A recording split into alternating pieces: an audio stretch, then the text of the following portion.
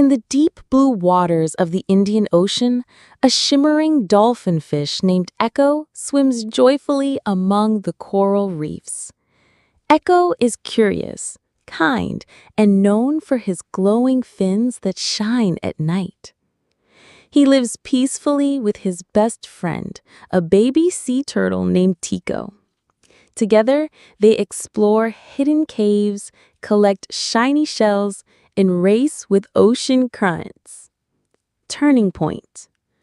One day, Echo hears strange sounds from the surface. Boats, engines, and nets. Humans have started deep-sea fishing near their home. Coral starts dying, friends start disappearing, and plastic floats into their once clear waters. Despite his size, Echo stands bravely between a huge net and a group of baby fishes. But he gets caught instead.